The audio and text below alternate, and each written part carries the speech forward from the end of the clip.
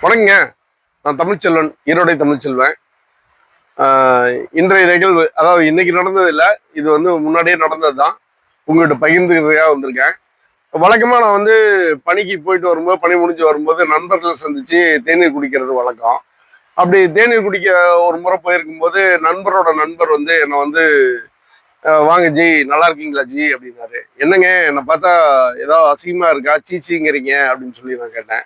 என்னங்க ஜிங்கிறது மரியாதையாக தாங்க இருக்கும், மரியாதையோட சொல்லுதாங்க அப்படின்னு சொன்னாரு. ஏங்க ஜிங்கிறது மரியாதை அப்படின்னா, நீங்க தமிழ்லயே எவ்வளவோ மரியாதையான வார்த்தைகள் இருக்கு. நண்பா இருக்கு, தோழர் இருக்கு, இல்லை தம்பின்னு சொல்லலாம், இல்லை என்ன தமிழ்னே கூட என் பேர் சொல்லியே கூப்பிடலாம், இல்லை வாடா போடான்னு கூட கூப்பிடுங்க, இனிமேல் ஜீன்லாம் கூப்பிடாதீங்க அப்படின்னு சொல்லி சொன்னேன். அதுக்கு பிறகு அடுத்த ஓரிரு முறைகளில் சந்திக்கும் போது அவர் அந்த தவறை திருத்திக்கிட்டு என்கிட்ட முழுமையா தமிழ்லயே பேச ஆரம்பிச்சிட்டாரு. நான் என்ன சொல்ல வரேன் அப்படின்னா, இப்ப தமிழ்ல எவ்வளவோ வார்த்தைகள் இருக்கு, தமிழ் சொற்கள் இருக்கு.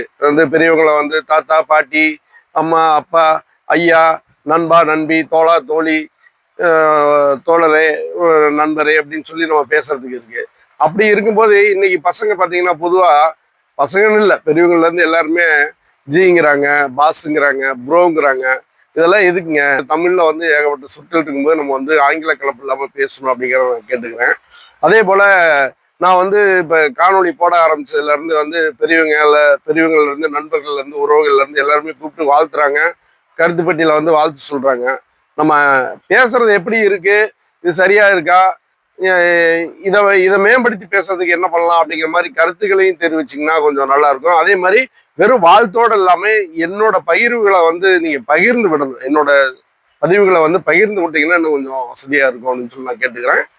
மற்றும் ஒரு நிகழ்வுல சந்திப்போம். நன்றி.